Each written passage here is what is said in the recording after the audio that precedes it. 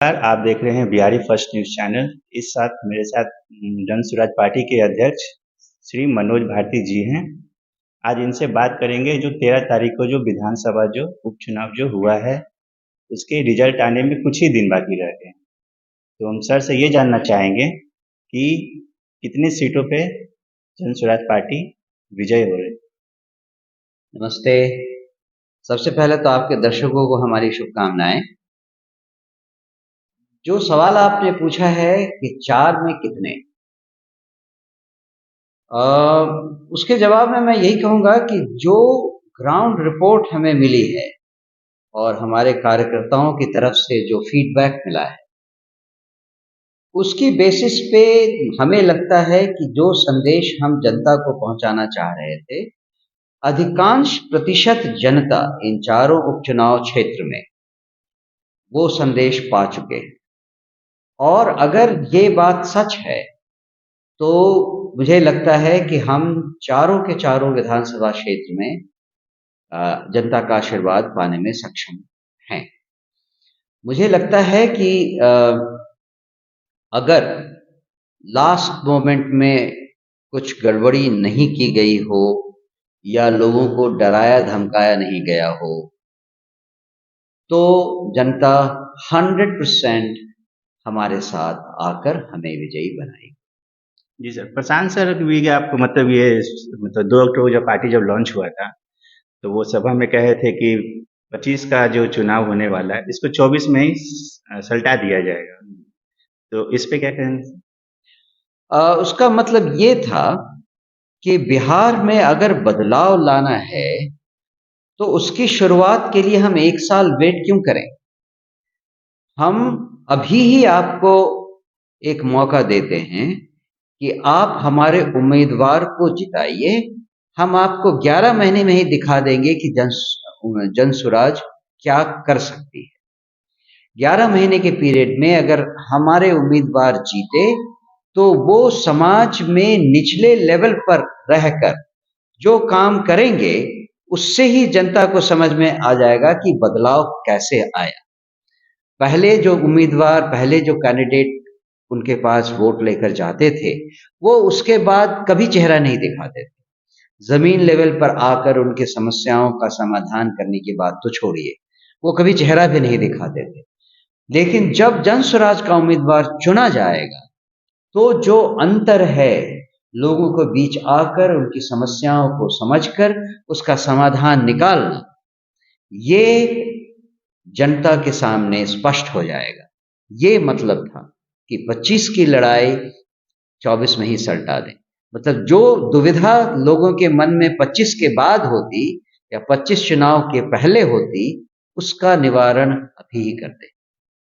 Sir, ये भी कहा जाता है कि जैसे कि आपने जो भी मुद्दा रखा है, चाहे वो पढ़ाई का मुद्दा हो, शिक्षा के मुद्दा हो, चाहे वो पलायन का मुद्दा हो, चाहे वो गरीबी से भुखमरी जो भी है, किसान का मुद्दा भी है, तो ये सब मुद्दा को आप मान लिए कि ये बताने में आप तो सफल रहे हैं और रिजल्ट आने के बाद आपका नेगेटिव ही रिजल्ट चला गया।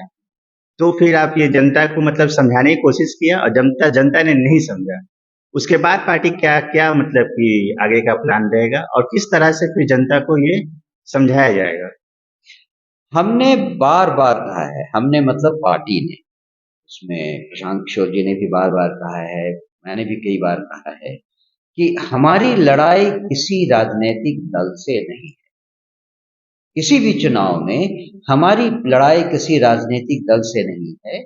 हमारी लड़ाई ये है कि हम अपनी बात, हम अपना संदेश किस हद तक लोगों तक पहुंचा पाए। अगर इस चुनाव में हम 1, 2 या किसी भी सीट पर नहीं जीत पाते हैं, तो इसका केवल एक ही मतलब होगा कि हम किसी और राजनीतिक दल से नहीं हारे हैं। हम उस बात से हारे हैं कि हम अपनी बात सफिशिएंट लोगों तक नहीं पहुंचा पाए। तो अगर ऐसा कुछ हुआ कि हम इस पार्टी में, इस चुनाव में कुछ सीटों पे नहीं जीत पाए, तो इससे हमारा ये प्रण और भी दृढ़ हो जाएगा कि हमें अपनी बात लोगों को और सही ढंग से, इफेक्टिवली बताने की ज़रूरत है।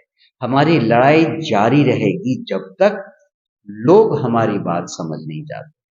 और हमने तो शायद पिछले इंटरव्यू में भी आपके साथ कहा था कि हम केवल चुनाव जीतने यहाँ नहीं आए हैं। चुनाव जीतना तो हमारे लिए पहला कदम है। सत्ता परिवर्तन नहीं, व्यवस्था परिवर्तन चाहती है। व्यवस्था परिवर्तन चाहते हैं, और व्यवस्था परिवर्तन केवल सत्ता पाने से ही संभव नहीं है। व्यवस्था परिवर्तन समाज को बदलने से भी आना है। जितना समय हमें मिलेगा लोगों के बीच जाने का, लोगों को समझाने का, लोग इस बात को और ज्यादा अच्छी तरह समझ पाएंगे कि जनसुराज जब शासन में आएगा तब जनता के हर लेवल पे, समाज के हर लेवल पे लोगों को अपनी सोच बदलनी होगी, अपना व्यवहार बदलना होगा और अपना तरीका बदलना होगा। और तभी वो वो वो व्यवस्था का चेंज आएगा जिसके लिए जनसुराज खड़ी हुई है। बिहार में जो आप अभी की स्थिति देख लें तो ये एक इतना बड़ा इतनी बड़ी चुनौती लगती है कि उसको नकारना बहुत मुश्किल है। उसको नकारना बहुत मुश्किल है और उसको इमेजिन करना भी बहुत डिफिकल्ट है कि हम कैसे इस व्यवस्था को बदलेंगे, क्योंकि हर जगह प्रॉब्लम है, हर लेवल पे, चाहे वो करप्शन हो, चाहे लोगों की दिमाग की सोच हो, चाहे छोटे अधिकारियों के दिमाग की सोच हो, हर जगह प्रॉब्लम है जिसके कारण बिहार बढ़ नहीं पा रहा। अभी अभी मैंने कुछ लोगों से सुना कि 5 साल पहले हमारे पाटलिपुत्रा इंडस्ट्रियल जोन में 100 कंपनियां थी और आज 24-25 कंपनियां भी नहीं बच गई हैं। और सुना यह गया है कि हर कंपनी को किसी न किसी तरह से परेशान करके नोटिस देके उनको वहां से भगाया जा रहा है। ये विचित्र बात है। बिहार में इंडस्ट्रियलाइजेशन की जरूरत है, लेकिन जो इंडस्ट्रीज यहां आके अपना काम शुरू कर चुकी थी उनको भी परेशान करके भगाया जा रहा है, और केवल इसलिए कि सरकार को उस जमीन पे बिल्डर्स को देना है और मल्टी स्टोरेड बिल्डिंग और मॉल्स बनवाने हैं। ये क्या सोच है, मेरी तो समझ में नहीं आ रहा है। जब तक ऐसी सोच बिहार में रहेगी, बिहार में लीडर्स की रहेगी, तब तक बिहार बदलने वाला नहीं। सर ये तो इंडस्ट्री की बात कर ली आपने। शिक्षा की अगर बात करें तो शिक्षा के बाद क्लास 12 के बाद भी जो भी विद्यार्थी है यहाँ पे उसका मतलब कि आगे की पढ़ाई करने के लिए उसको किसी ना किसी वजह से बाहर जाके उसका पढ़ाई किया जाता है। और यहाँ से जो मतलब कि बाहर गया पढ़ने के लिए, चाहे कोई भी फील्ड का हो, चाहे किसी भी क्षेत्र का हो, उसको बाहर ही जाना पड़ता है। शिक्षा की व्यवस्था यहाँ पे मतलब कि उतना मतलब कि सही व्यवस्था नहीं है। तो जब सरकार आएगी तो शिक्षा पे तो आप लोग शुरू से ही बात कर रहे हैं, शिक्षा की व्यवस्था शुरू से मतलब कि सुधार का मतलब कि बात हमेशा चल रहा है आप लोग का। तो मतलब कि आपके सरकार आते ही सबसे पहला काम तो शिक्षा ही पे करेंगे, है ना? तो इस पे क्या मतलब कि इसका मतलब कैसे आप इसको नियम को मतलब लाइएगा, क्या क्या इसमें बदलाव कीजिएगा, इसके बारे में बताइए। बहुत विशाल कार्यक्रम है शिक्षा का, और इसीलिए जनसुराज ने बहुत पहले से शिक्षा के क्षेत्र पे काम करना शुरू कर दिया था। अभी भी बहुत सारी चीजों पे डिसीजन, निर्णय लेना बाकी है। जब हमारी पार्टी का विजन डॉक्यूमेंट आएगा फरवरी एंड मार्च में, तब तक शिक्षा की 25 के फरवरी 25 के फरवरी और मार्च में, तब तक वो सारा का सारा डिटेल जो भी तरीके हैं उन सब पर निर्णय ले लिया जाएगा। मोटा मोटी कहा जाए तो शिक्षा में आमूल चूल परिवर्तन होने की जरूरत है, चाहे वो प्राइमरी शिक्षा हो, चाहे वो सेकेंडरी शिक्षा हो, चाहे वो हायर सेकेंडरी हो या फिर कॉलेज की शिक्षा हो। सर इस बदलाव करने में तो समय तो लगेगा ही। आपका जैसी सरकार बना 25 में, ठीक है, तो सर मतलब कि व्यवस्था को ठीक करने में समय लगेगा। तो प्रशांत सर भी ये कहते हैं कि जैसे ही मेरी सरकार आएगा तो उस समय से मतलब कि जो भी 15 साल का जो कम एज का जो बच्चा है, उसको सरकारी स्कूल ना जाने की इच्छा है मत जाए, उसको प्राइवेट स्कूल में भेजा जाएगा। उसका सरकार उस पे खर्चा उठाएगी। तो मतलब इस पे क्या कहेंगे नहीं, सर ये आप? सही है, इस पे कहना क्या है? ये तो डिसीजन लिया जा चुका है। उसी तरह से दूसरा डिसीजन भी है जो कि प्रशांत किशोर जी ने बड़े मंच से कहा है कि अगले छठ के बाद जो भी युवा बाहर नौकरी करने गए हैं, उनको फिर से बाहर जाने की ज़रूरत नहीं पड़ेगी। उनको यहीं पे उसी लेवल की रोज़गार देने की व्यवस्था हो जाएगी। तो ये भी एक बहुत बड़ा स्टेटमेंट है। और उसके साथ उन्होंने ये भी कहा है कि हमारी सरकार आने के बाद गाँव में हर जगह जो 60 साल के बड़े-बड़े बुजुर्ग हैं, उन सबको 2,000 रुपए हर महीने अ, वृद्धावस्था पेंशन मिलने की शुरुआत तुरंत हो जाएगी।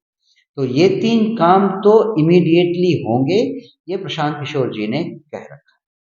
सर शिक्षा पे तो आपका पार्टी बहुत जोर शोर से मतलब कि लगा हुआ है। हर बात पे, हर मंच पे शिक्षा की बात किया जाता है। बात भी सही है। शिक्षा की अगर जैसे आपके पास किसी के पास खेती है, तो वो खेती करके वो पैसा करके वो कमा के खा सकता है। पैसा है तो उसका रोजगार चल सकता है। लेकिन बुद्धि ऐसा चीज है, शिक्षा ऐसा चीज है कि वो बिना हासिल किए हुए कोई भी बड़ा आदमी नहीं बन सकता है। तो शिक्षा पे मतलब कि आप लोग शुरू से मतलब कि ये बात को मानते भी हैं और ये हमेशा हर मंच पे ये बात कहते हैं, जी। है ना? नहीं, ये बात सच है।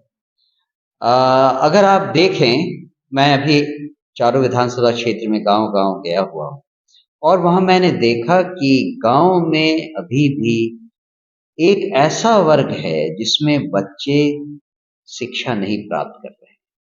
उनके लिए स्कूल भी है, एक स्ट्रक्चर है, शायद 1-2 टीचर भी हैं। लेकिन उन बच्चों को जो कि बिल्कुल ही निचले स्तर पे रह रहे हैं, उनको शिक्षा की ज़रूरत महसूस करवाई नहीं गई। उनको केवल विद्यालय जाने का एक ही अट्रैक्शन है कि वहाँ पे मिड डे मील मिलेगा। 12 बजे मैंने देखा है बच्चों को घर से थाली लेकर जाते हुए, जिससे कि वो खाना खा सकें, उसके बाद वो वापस आएँ। सिर्फ खाना खाने के लिए स्कूल जाते हैं, पढ़ाई हो रहा है कि नहीं हो उससे रहा है, किसी को कोई उस पे मतलब नहीं है, किसी को कोई मतलब नहीं। ना पेरेंट्स का मतलब है, ना बाप बाप का, किसी पेरेंट्स इस लायक है ही नहीं, उनको उन्होंने जब खुद ही ज़िंदगी भर शिक्षा नहीं ली है, तो वो शिक्षा का महत्व कहाँ से समझेंगे? और वो अपने बच्चों को क्या बता सकते हैं? तो चाहे हम शिक्षा के बारे में ऊपरी स्तर पे कितनी भी बात करें, हम उन बच्चों के बारे में नहीं भूलेंगे, जो जिनके पेरेंट्स कभी शिक्षा नहीं पा सके हैं और उनके बच्चे भी उसी हालत से गुज़र रहे हैं, जिनसे उनकी कई जनरेशन गुज़र चुके हैं। इस स्थिति को बदलना हमारे लिए बहुत ज़रूरी है। उसमें कुछ चीज़ें हैं जो कि मैं एक ढांचे की तरह आपको बताता हूँ। जैसे हर डिस्ट्रिक्ट में, हर जिले में एक ऐसा स्कूल बनाने की जद्दोजहद होगी जो कि नेतरहाट टाइप का आवासीय विद्यालय हो। पूरे जिले में एक एग्जाम करवा के 100 बच्चों को एडमिट किया जाए और उनको उस आवासीय विद्यालय में जाने का मौका मिले। इससे उस जिले में जितने विद्यालय हैं उनमें के उनके बीच भी एक कंपटीशन होगा कि हमें उस स्कूल में जाना है। हर पंचायत लेवल पे या हर ब्लॉक लेवल पे एक ऐसा स्कूल बनेगा जिसमें उस गरीब तबके के बच्चे जो जब तक अपने माँ पिता के साथ हैं तब तक वो उस वातावरण से नहीं निकल पाएंगे। और ये देखा गया है कि उनको आप पढ़ा लिखा स्कूल भेज दीजिए, कपड़े लत्ते दे दीजिए, कुछ भी दे दीजिए, लेकिन जब वो वापस घर आते हैं तो वो सारा का सारा कपड़ा गंदा हो जाता है, किताबों की कोई व्यवस्था नहीं रहती है, क्योंकि उनके यहाँ कोई पढ़ा लिखा है ही नहीं। अभी सर मतलब कि इस साल जो बाढ़ आया था, तो बाढ़ में कि तो ऐसा ऐसा मतलब कि दृश्य देखा गया है कि बच्चे का घर तो मतलब कि घर तो डूब ही गया सब कुछ का। बच्चे का कॉपी किताब बस्ता जो है वो भी सब भीग गया, सब वहां से मतलब बह गया। ठीक। ये है हाँ, व्यवस्था। वो तो जिन जो लोग स्कूल जाने में इंटरेस्टेड थे उनके बारे में आप कह रहे हैं। मैं तो उनके बारे में कह रहा हूँ जो कभी स्कूल जाने में इंटरेस्टेड है ही नहीं। तो उन बच्चों को अपने परिवार से हटाकर, अपने माता-पिता के वातावरण से हटाकर पंचायत लेवल या ब्लॉक लेवल पे एक आवासीय विद्यालय बनाया जाएगा जहाँ पे उनको रखा जाएगा और उनकी पढ़ाई वहीं पे। तो एक तरह से देखिए ये 3 तरह की चीज़ें हो गई। जहाँ प्राइमरी स्कूल वगैरह बनी हुई हैं या पब्लिक स्कूल हैं वो सिस्टम चल रहा है। उसके अलावा जो बच्चे बिल्कुल ही निचले लेवल पे हैं, चाहे वो पिछड़े वर्ग के हों, दलित वर्ग के हों, मुस्लिम बच्चे हों, उन सब के बच्चों को अपने परिवारों से अलग हटाकर एक अलग व्यवस्था आवासीय विद्यालय की बनाई जाएगी, जहाँ पे उनको प्रॉपर शिक्षा मिल सके। केवल एक जनरेशन को संभालने की ज़रूरत है। एक जनरेशन को अगर हमने संभाल कर पढ़ा लिखा दिया, तो वो अपने आप समाज के उस वर्ग से निकलकर ऊपर आ जाएँगे। और तीसरा है, जो कि डिस्ट्रिक्ट लेवल पे हमने कहा, जिला स्तर पे एक उच्च स्तरीय आवासीय विद्यालय। ये एक खाका है, एक एक सोच है। इसमें अभी बहुत सारी चीज़ें बढ़नी हैं, घटनी हैं, बननी हैं। सर अब ये मतलब कि चुनाव तो हो चुका है, ये 13 तारीख को संपन्न हो गया है, 23 तारीख को रिजल्ट आने वाला है। 23 तारीख को रिजल्ट आएगा, मतलब कि इसमें मान लिया जाए ऐसा कि आपने कोई भी सीट जीत लिया, आपने क्या मतलब जीतने के बाद क्या काम करना है क्या नहीं करना आपने तो वो बता दिया। अगर बाई चांस अगर ऐसा हो कि आपका सीट वो ना आए, चारों विधानसभा से सीट ना आए, तो इसमें क्या आप मंथन कीजिएगा अपने पार्टी को लेके, इसमें कहाँ कमी रह गई, कहाँ जनता को नहीं समझा पाया कि हम वो बात जो कहना है वो नहीं समझ पाया जनता, आगे का मतलब कि क्या सोच है सर इस पार्टी का? एक तरह से तो मैंने आपके सवाल का जवाब दिया है, लेकिन मैं उसको फिर से एक बार बोलना चाहूँगा कि हमारे लिए ये लड़ाई अंदरूनी है। कई सर मतलब कि वो भी है जातिवाद का है, कई जगह भी प्रशांत सर को देखे हैं कि जातिवाद को लेके बोले हैं कि क्यों नहीं टूटेगा जातिवाद, जातिवाद को लेके हर मन से मतलब कि उन्होंने जनता को समझाने की कोशिश किया है। फिर भी अगर जनता नहीं समझती है इस चुनाव को, बाई उपचुनाव को लेके जनता रिजल्ट नहीं देती है, क्योंकि हर मुद्दा ऐसा मुद्दा है कि आपने जनता से रिलेटेड ना हो। हर मुद्दा ऐसा है कि हर जनता से रिलेटेड है वो चीज, जनता आई भी है, सुनी भी है, सब कुछ किया है, उसके बाद वो मतलब कि रिजल्ट ना आए, इसके इसके बाद क्या मतलब पार्टी का सोच है कि इसके बाद क्या किया जा सकता है? पहली बात तो ये है कि हम अपना संदेश जनता को और अच्छे ढंग से देने की मुहिम चलाएंगे। दूसरी बात ये है कि जनता के ऊपर बहुत ज़्यादा दबाव भी है। हमने देखा गांव के लेवल पे कि लोगों को डराया जा रहा है, धमकाया जा रहा है, लोगों के साथ लोगों के साथ अलग-अलग तरीके का व्यवहार हो रहा है, किसी को पैसे दिए जा रहे हैं। ये सब हमारे हमारे नॉलेज में आया। इस बार देखा भी गया था इस बार। तो उन सब स्ट्रैटेजी पे विचार होगा कि इसके लिए क्या किया जाए। और तीसरी चीज़ ये है, और भी चीज़ हमें ग्राउंड लेवल से मिली है कि लोगों ने एकदम गांव के सिंपल लोगों ने हमसे कहा है कि इस बार हमारे ऊपर बहुत दबाव है भैया, इस बार छोड़ दीजिए, 8 ही महीने की तो बात है, 25 के चुनाव में हम आपको जरूर साथ देंगे। तो ऐसी बहुत सारी चीजें बहुत सारे वर्गों से हमें मिलकर आया है कि अपोजिशन पार्टी ने जब देखा कि जन सुराज का असर लोगों पर पड़ने लगा है, तो चुनाव होने के आखिरी 3-4 दिनों में इतना ज्यादा दबाव लोगों पर डाला गया है। मुझे पता चला है कि गांव के बहुत सारे गांव के मुखियाओं को जो दबंग लोग हैं, जो बाहुबली लोग हैं, उन्होंने बुलाकर धमकाया है, इमोशनल ब्लैकमेल किया है कि इस बार आप हमारे बच्चे को वोट दे दो, अगर हमने आपके लिए 25 सालों में कुछ किया है तो इस बार हमारे बच्चे को जरूर जिताओ। इस तरह से करके लोगों को बरगलाया गया है। देखते हैं कि इन सब का जनता पर क्या असर होता है। अगर जनता इन सब चीजों में बहकर जनसुराज का संदेश भूल जाती है, तो हम मान लेंगे कि हमारे अपनी एफर्ट्स में, हमारे अपनी कोशिशों में कुछ कमी रह गई है, उनको और अच्छी तरह से समझाना है और लोग समझेंगे। इस बार भी आप देखिएगा, लोग समझ चुके हैं और आगे आने वाले समय में 243 सीटों में लोग समझेंगे कि जनसुराज बाकी दलों से कैसे अलग है, उसका नेचर कैसे अलग है, उसका काम कैसे अलग